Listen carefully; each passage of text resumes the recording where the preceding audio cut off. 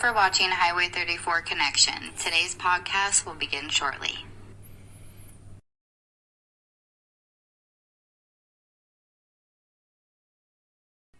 The following is a Highway 34 Connection presentation co-hosted by the Chief, Insidious, and the Ghost.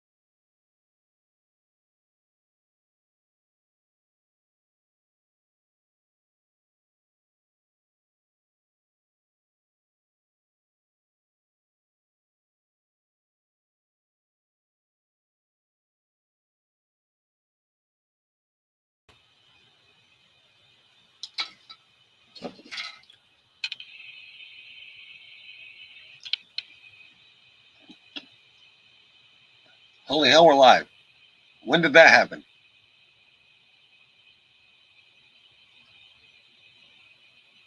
Sorry, everyone. I did not know we were live until literally just now.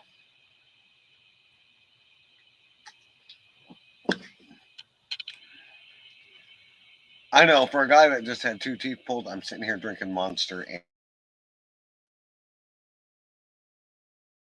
For watching Highway 34 Connection. Today's podcast will begin shortly. Hold on, I'm going to switch over to my phone. This thing's pissing me off.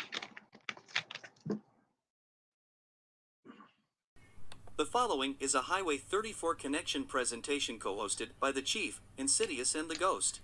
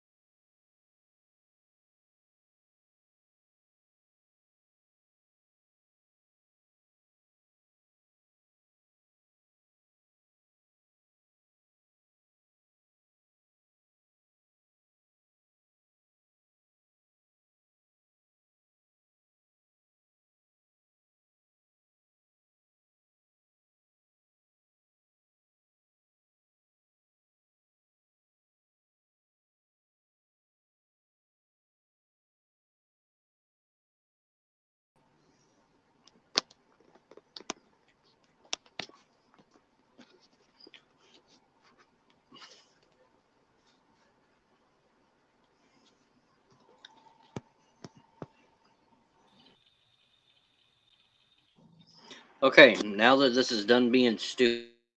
For watching Highway 30. Love live difficulties.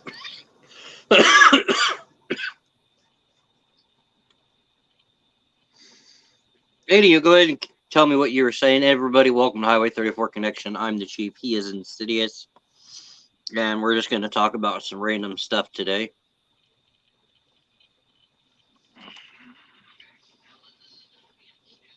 And I'm hearing an echo from the other room.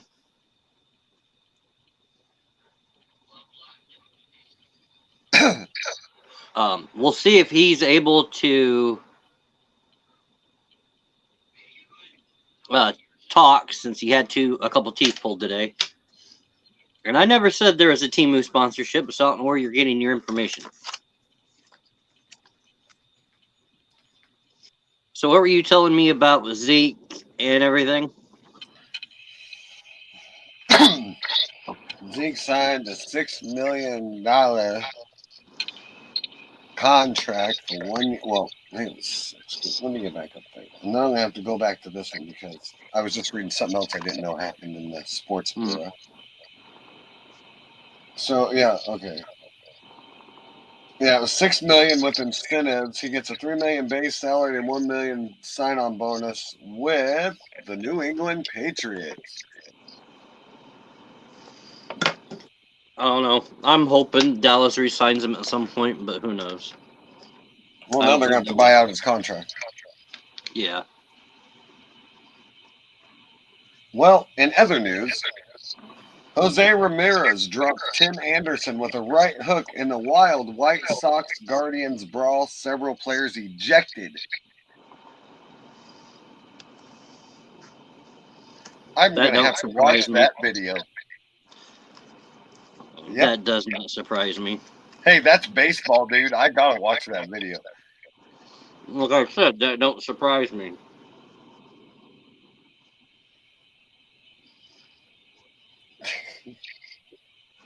Nope, can't. He's allergic to shellfish. I'm not. Wife is.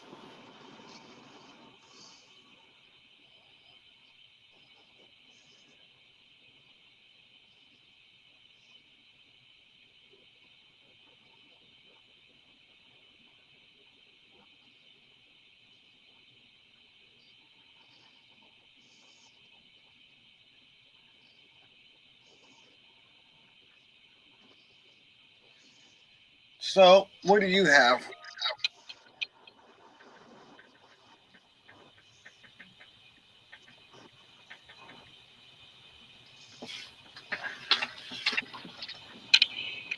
Nothing really.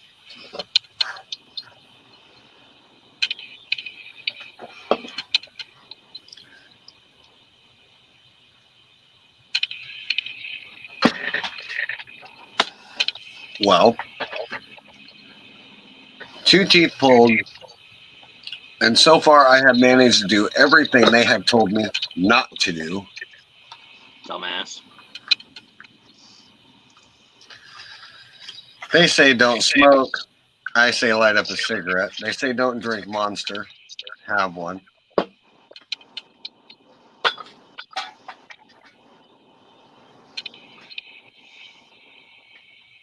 Oh.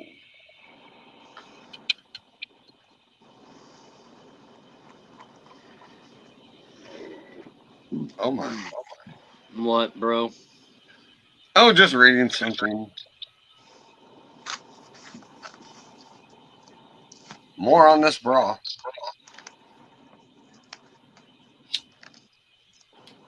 Just a fun fact, nobody on that field was wearing a bra, though.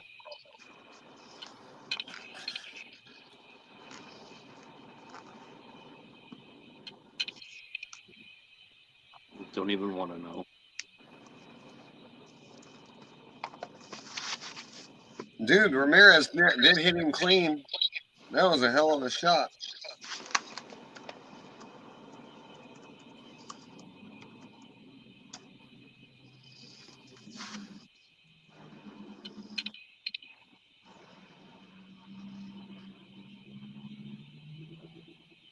Wait.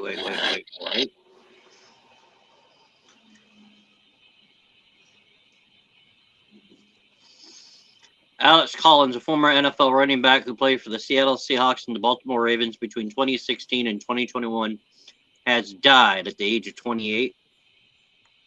It is being reported that he was involved in a motorcycle crash that killed him.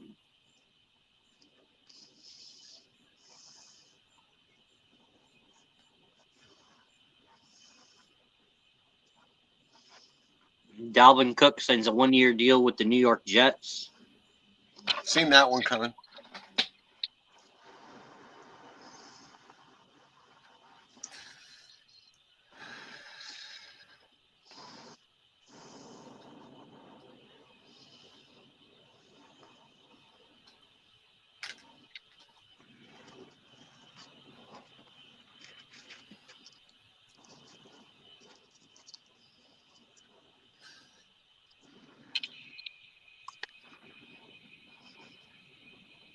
But no, the side of the face is a little sore still.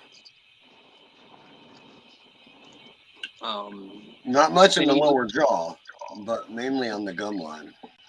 Spain beat Sweden 2-1 with the last-minute goal and advances to the Women's World Cup final for the first time. Did I just hear you say soccer? Yes. Who cares? When was the last time something exciting happened in soccer? He tripped me. That's it. That's all you hear. He tripped me. Hi, Pixie. Hey, Pixie. Huh, I said it first.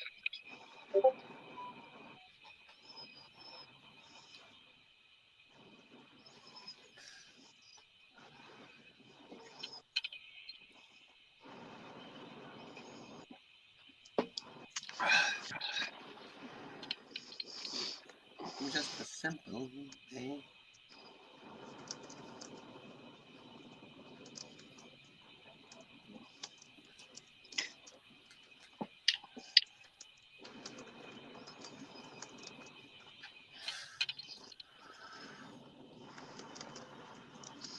If I can His wheels spell, are that'd be turning, nice. but no one's home.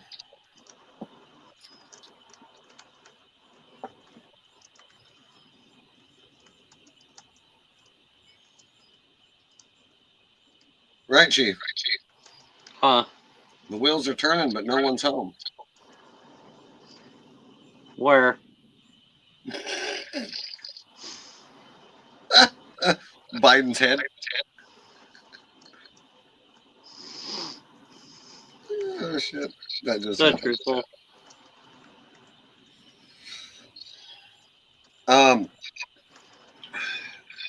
And I don't know if we will have Tony Pollard either. Oh, never mind, we do. We definitely do. Didn't think we did for a minute.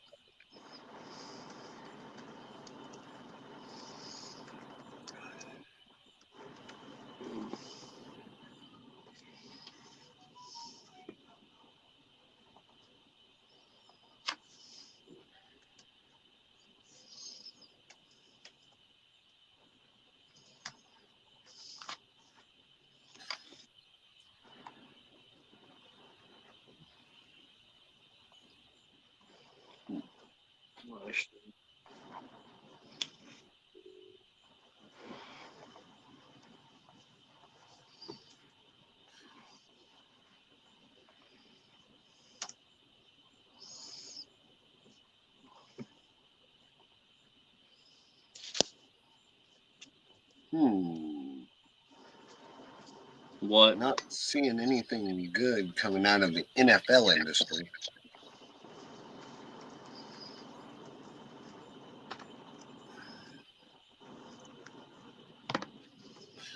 And of course, he's feeding his face.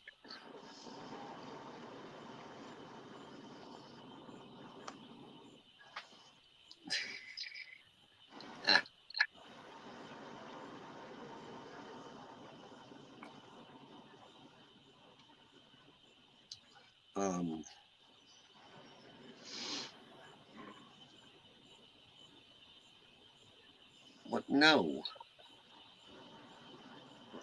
Oh, wow. Colts have named rookie quarterback Anthony Richardson as the starter for the 2023 season. Patriots tight end Mike Gesicki suffered dislocated shoulder during practice.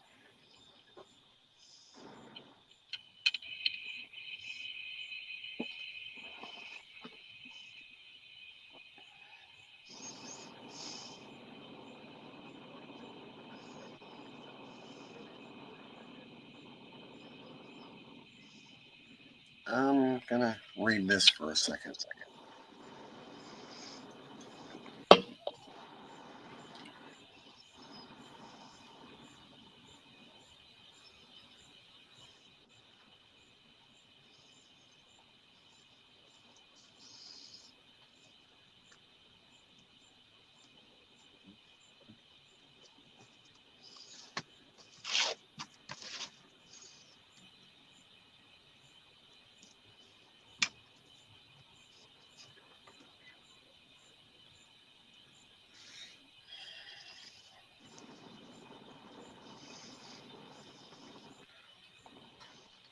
So, your thoughts on Jay actually leaving, or do you think it's kayfabe?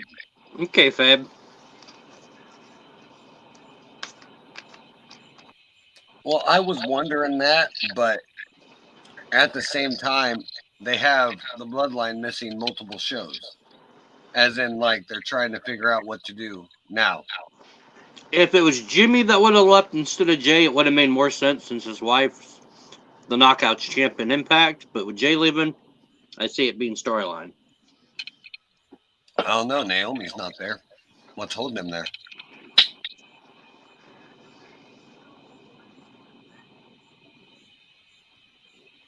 I think the fact that Jay came to realize one thing. As long as he's on that brand, he'll never be a champion. And I think the deal, I do believe that he was supposed to win it, and then last minute change, Jimmy interferes. And if that is the case, then I could understand why he was so damn pissed off. Yeah. That's why he gave Jimmy one chance to come clean. And when it isn't what he wanted to hear, is when he pretty much decided he was done with it. So did you watch Raw at all last night? No. It started with the Judgment Day being interrupted by JD McDonough, who had a message for them from Finn, and they told him to give a message to Finn.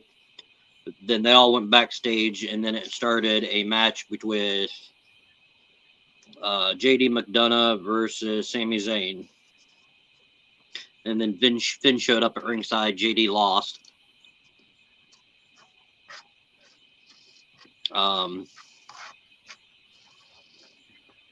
Trish and Becky fought through the arena, and then after the match ended because of outside interference with Zoe Stark, Trish is informed that her and Becky are going to have one more match. There's going to be no outside interference and no running because it'll be contested in a steel cage. That'll work.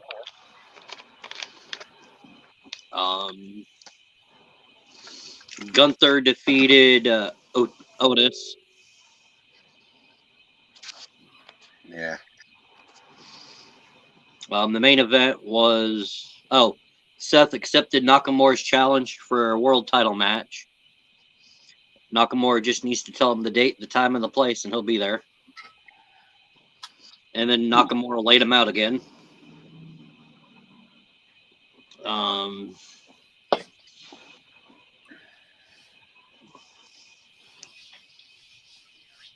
The thing that gets me is they have all these feuds. They're ending feuds too early, starting feuds too late. Mm-hmm. What the hell are they doing over there? I don't think they know what they're doing. Last I knew, Seth was in a feud with the Judgment Day alongside Cody Rhodes, and now he's feuding with somebody else. Mm-hmm. Like I said, I don't think they have a clue what the fuck they're doing.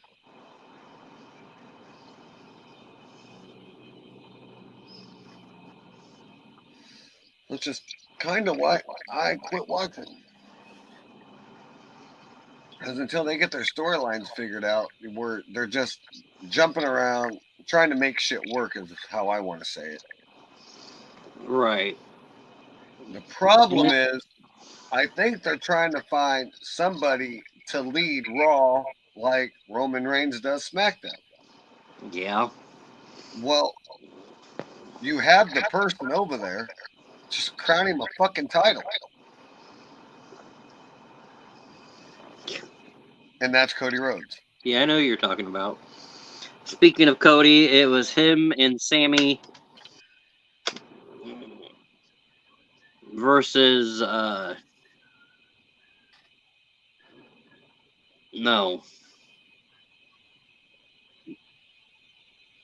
Cody and Finn fought No, I'm fucking this all up. Anywho, ended up with the Judgment Day laying out Sammy and Finn, but JD came down to save the Judgment Day because they were getting their asses handed to them. And then Finn told JD they'd catch up later, but all you saw was the Judgment Day celebrating with JD clapping. So I have a feeling JD McDonough's going to end up joining the Judgment Day like Finn wants him to. Sounds about right. Since Where JD the was fuck is trained KO by been? Finn Balor.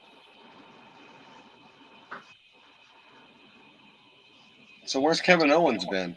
Injury list. Of course. I don't know if it's kayfabe or not, but Judgment Day took him out. And they also took out Liv Morgan, who was suffering from a legit injury.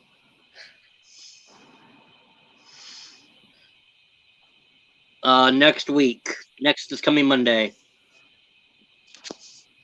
Intercontinental title, Gunther versus Chad Gable. He is 24 days out of becoming the longest reigning IC champion. Oh.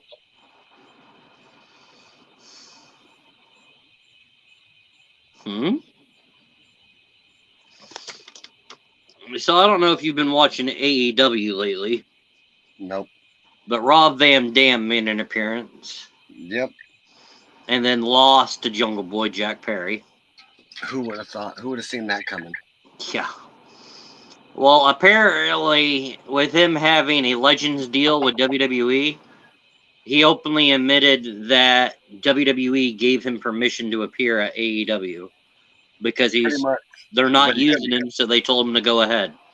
And he couldn't win the match. Probably one of the stipulations.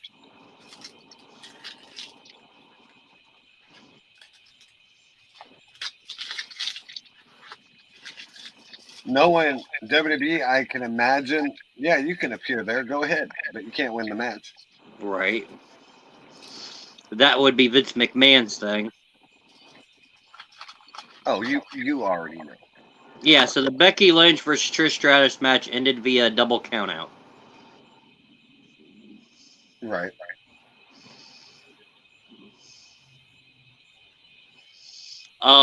Chelsea Green was about ready to be stripped of the women's tag team titles before she said, no, I'm not handing them over. And then as she was saying she was going to host a talent show to find her new tag team partner, my favorite tag team on Raw in the women, oh my God, Casey Catanzaro and Kaden Carter, or Katana Chance, I should say, not Casey, said that when she finds a partner, they'll be waiting to take the belts off of her. And then one of them was laid out by a returning Piper Niven, who then looked at Chelsea and said, I'm your new tag team partner. Chelsea tried to tell her no, and then she took the title off of Chelsea's shoulder and said, I don't care what you say, I'm your new tag team partner.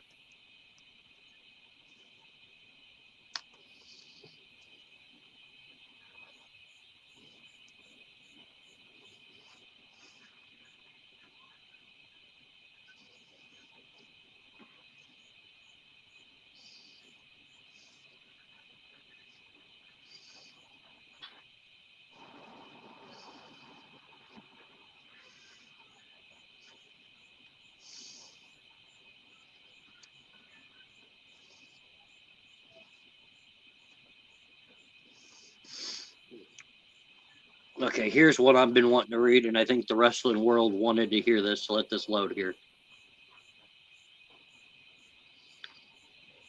And I know if Ghost could have stuck around for this, he'd want to put his input on it.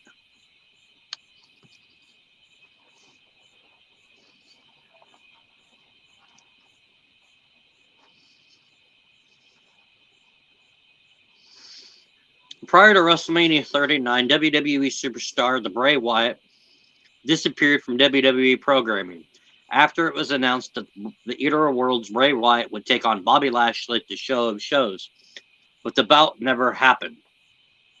You haven't seen Bray Wyatt on TV or on any other show. So what is going on with the Eater of Worlds, the former Universal Champion Bray Wyatt?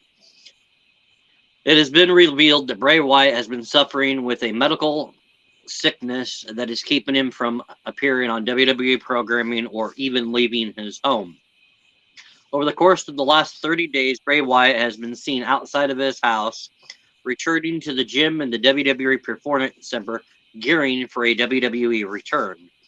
His father, Mike Rotunda, aka IRS in WWE fame, said you can read a lot of stuff on the internet, which I wouldn't believe a lot of it. Or in my case, any of it. So Bray Wyatt, while I'm sure will return to WWE hopefully shortly, will go from there. My son is due to return to WWE programming any day. So he could be returning any minute.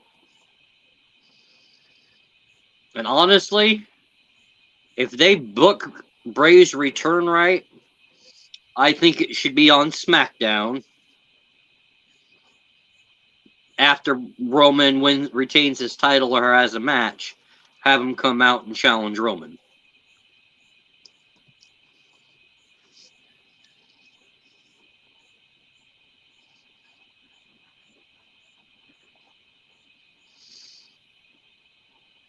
Wait. Go back. Uh-oh.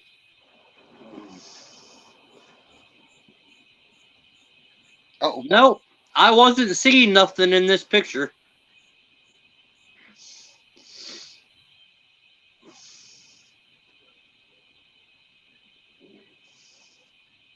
In a video on August 14th, Green shared a clip of herself recruiting Tommaso Ciampa. She told him she was looking for her next tag team partner. He responded by referring to one of his past friendships without naming Johnny Gargano. He recalled the complex history of DIY. Green encouraged Sean to put up a missing poster, and he seemed like a great idea. What it doesn't say here is I'm looking at the picture. In the background of Chelsea and Tommaso talking, there is a Triple H logo, but the name above it does not read Triple H. Stephanie Levesque. Paul Levesque. Yeah. And then it has a picture of a door with the WWE logo that says doors open at 5 p.m. I have breaking news also. You what? I have breaking news. What's that? This was posted yesterday. Idaho murder suspect Brian Koberger's defense team hires genealogist to disprove DNA evidence tying him to the killings. And they're waiting for court, by the way, because they have an eyewitness that was with him the night that it all happened. And that witness will be called on in trial. That he was with that person the whole night. And they're not releasing the name, whether it's male or female.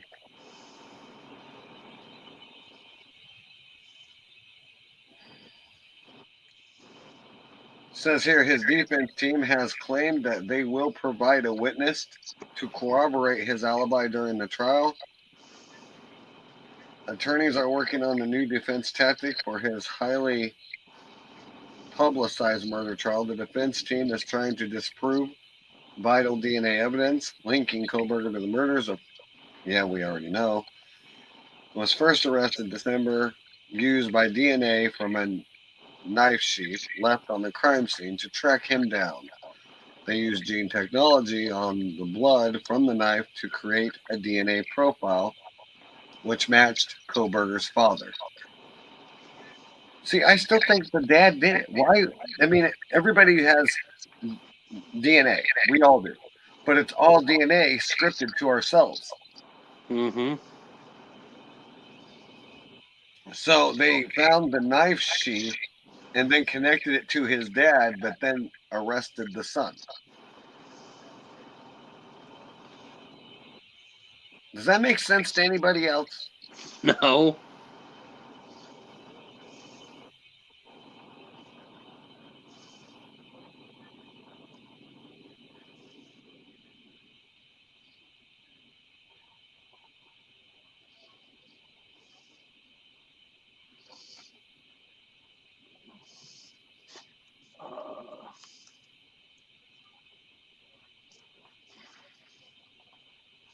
That doesn't make any sense. Yeah. You fabricate DNA and then it actually matches somebody.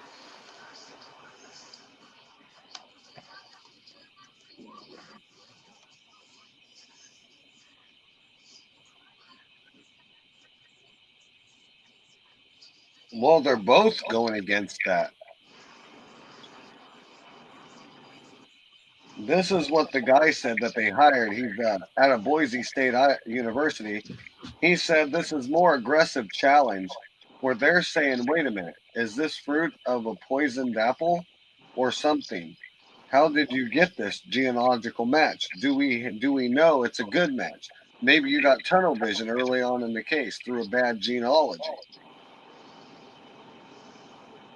They also hired Leah Larkin to support the other guy's claims, doubts about the gene technology. She shared her concerns in an affidavit, presented it to the court by the legal team. Parking suggested that a home DNA test like Ancestor DNA and 23andMe are less reliable than a lab DNA test, she wrote. A poor quality kit might have too few matches or just might have phantom matches that are not real measures of a relationship. Larkin also noted that police could have errors in collecting and proceeding gene information from databases. Also gave an example where police used DNA results to pin a crime on an innocent person, he said. Our experience when we work with the police, the first hit they got through genealogy, the guy they thought was the good suspect, he'd been in the area. He sounded like a good match. They went to test him because his father had it, was a close match, and it turned out the suspect was wrong.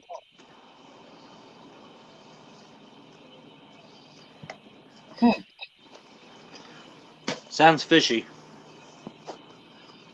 Yeah.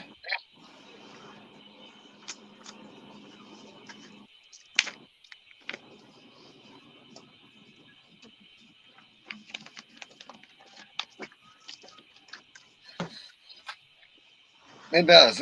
It sounds a bit quirky. Quirky. Word of the day. Quirky. So, you know, if everybody's been wondering where Robert Roode's been, I know the answer. Somewhere being glorious. oh, he's been at SmackDown, he's been at Raw. Backstage. But he's not the only one that's been backstage at all those events. Oh, I'm sure.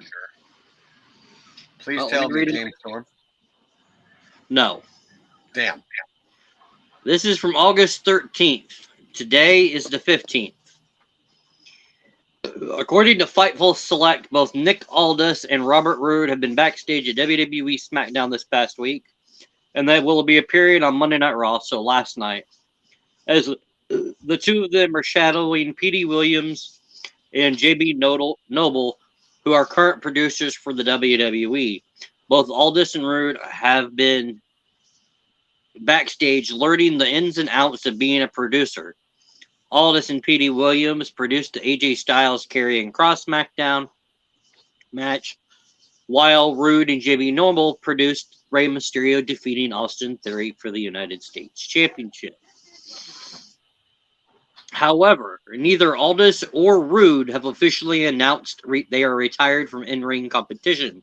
So if Nick Aldis does sign a contract with WWE, could we see the National Treasure, the former NWA World Champion and former Impact World Heavyweight Champion, and the husband of WWE's legend Mickie James, Nick Aldis, competing in WWE? As for Robert Roode, he has been on the shelf since June 2022. During the time, he has undergone 2 neck fusion surgeries, bringing the question marks about his future as an in-ring talent. Will he return? Is he done due to his double neck fusion surgeries? Fellow cohorts Tyson Kidd and Jason Jordan have successfully transferred into being WWE producers due to career-threatening injuries. It appears that Robert Roode could be on the same path to becoming a WWE producer and not return as part of the Dirty Dogs with Dolph Ziggler. However, both the former NWA World Champion and the former WWE NXT Champion, who have both held TNA Impact Championship world titles in the past, neither one of them have yet to retire. Could this be something for either one of them while the two of them decide if they want to return to in-ring action down the line?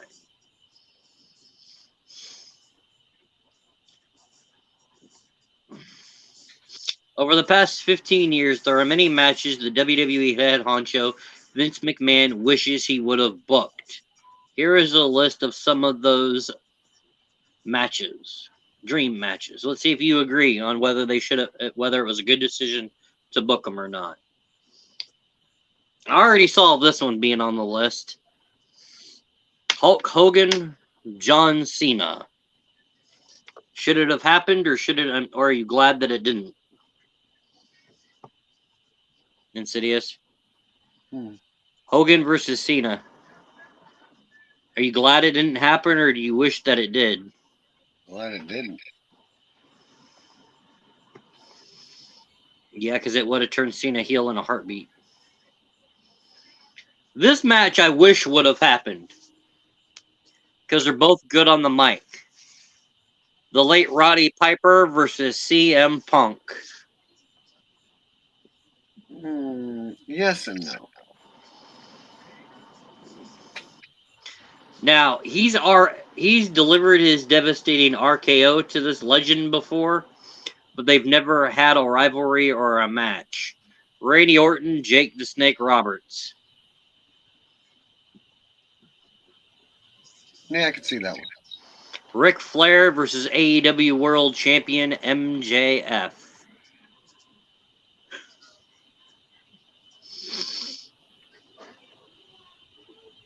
The Icon versus the leader of C Nation, Sting versus Cena.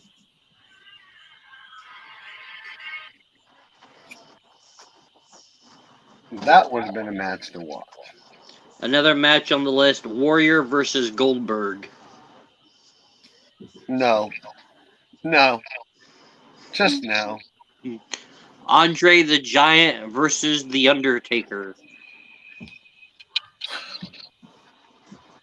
No.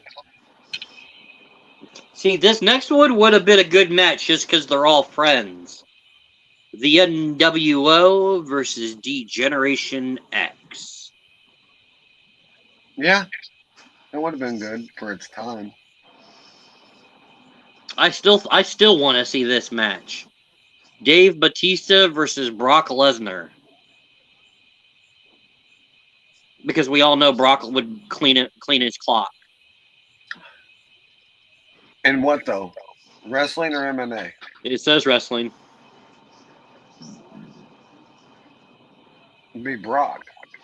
But I don't think Batista's been beaten in MMA, I don't think. Goldberg, Austin.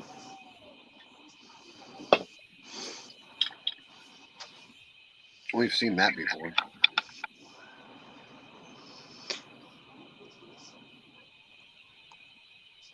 The next match is a match that we all want to happen.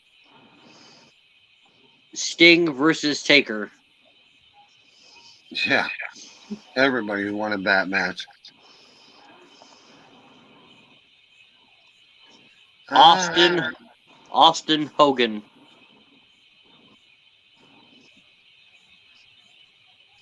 Not really. That was the last match. Because you know who would win that one. Honestly, I think that would be a shoot fight. Whoever wins it, wins it. Not really.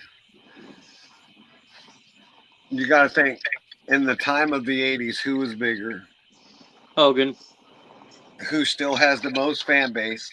Even Austin. though WWE's tried to kill it off. Austin. Hogan. He's Hogan lost a killed lot it. of his fans with his racial slurs in the past. That's the thing. If you notice, anytime any Hollywood celebrity steps back into a spotlight and they start getting their name back up, they bring up something from their past. Yeah. That was recorded in a backstage episode. Oh, I know.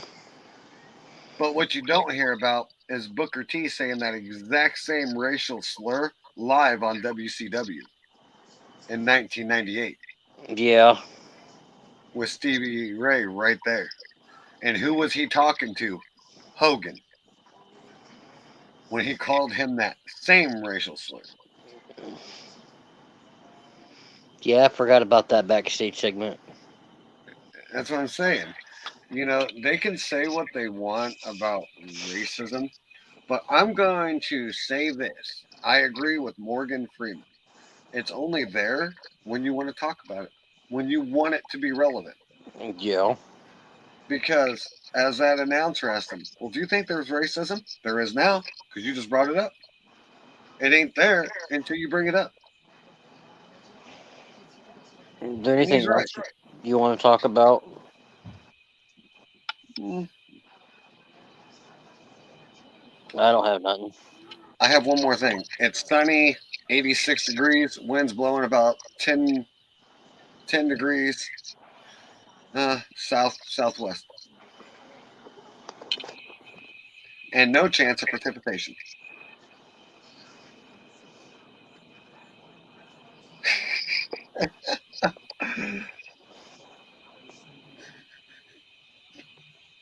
You know it was hard doing that with a straight face.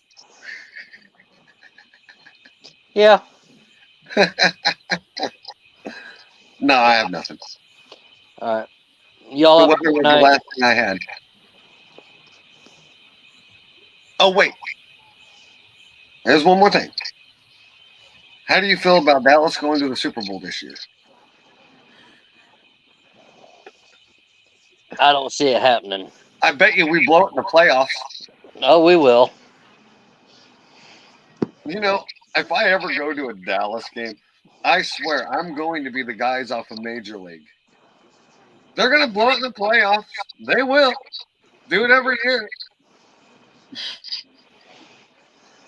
Bring out the bulldozers. Turn this place into a parking lot. Pretty much. You know, we can say what we want about Dallas, though.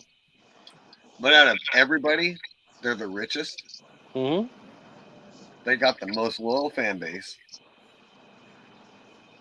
I don't know how. I guess you could say, look at us. Maybe that's why. I don't know.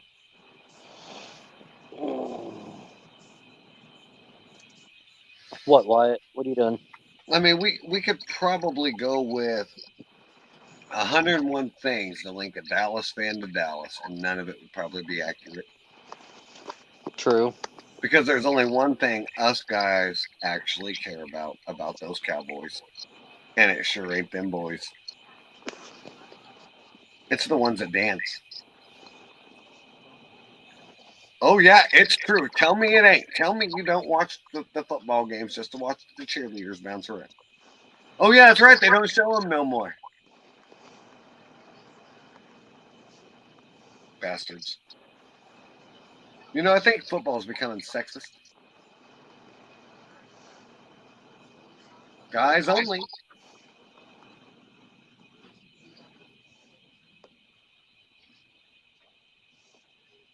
Hey, Zach, what's up? Speaking of which, I do have a complaint. Means we're on the just chatting topic. There, Chief. Do you agree that there should be more than one genre playing at the Super Bowl? Do what? Do you agree that there should be more than one genre playing at the Super Bowl? What, you talk about during the halftime show? Yeah. Yeah, there should be more than one person. I mean, just more than one genre of music. Every year, Yeah. it's the same music. No, It has to it gets be boring. hip hop, or it has to be rap. I don't know about you all, but I'd love to see some falling in reverse. 5-finger death punch up in that bitch. Yeah, that would be cool. But you know why they Hey, won't? Jack. Know why they won't? Because you will never see another rapper making a video about mental health. You will not see a rapper out there condoning against bullying. You won't see none of that.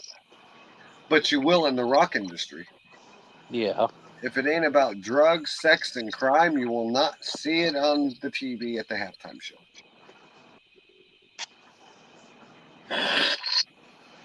Pointing that out.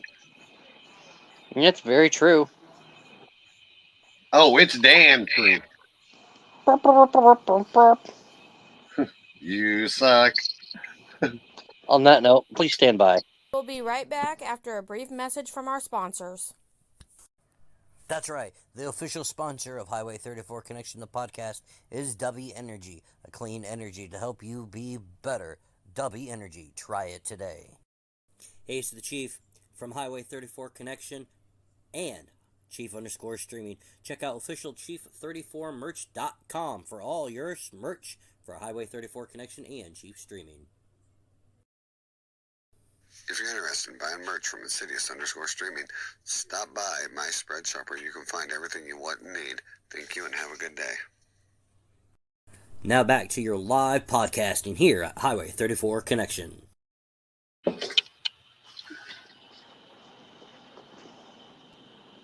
Hey, Jack, you want to come on the Honest 50?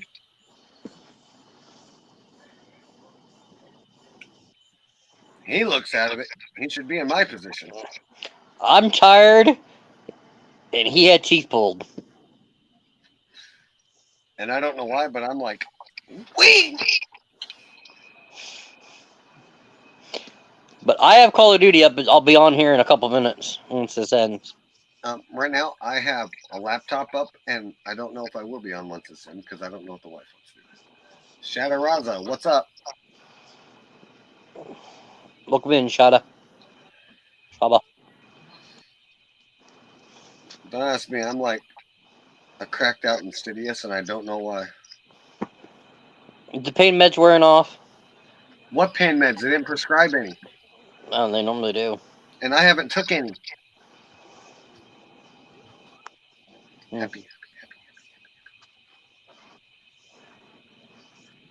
I don't think Insidious should game today. I think you should. Mm-mm. Nope. I feel like a 12-year-old me, and it's I think weird. Insidious should not only game, but I think he should stream I am streaming. Streaming on right Call now. of Duty. On Call of Duty. You didn't say Call of Duty. You said stream, and we're streaming. I know. I see you, Jack. I don't think I should. No.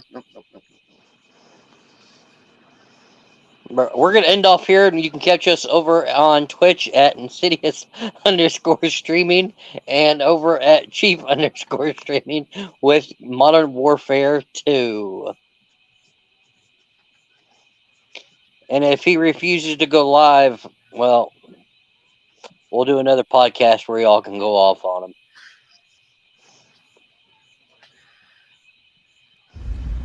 I am Insidious. Thanks for watching this podcast. I'm Yes? in a better fucking mood than what I was last night, Yeah. and I don't know why. I mean, I really don't. Because the tooth ain't in your mouth? What hell did with the price of tea in China? I am Insidious. Thanks for watching this podcast. This is the Ghost, and thank you for watching our podcast. And I am the Chief. Thank you for tuning in. Have a great night.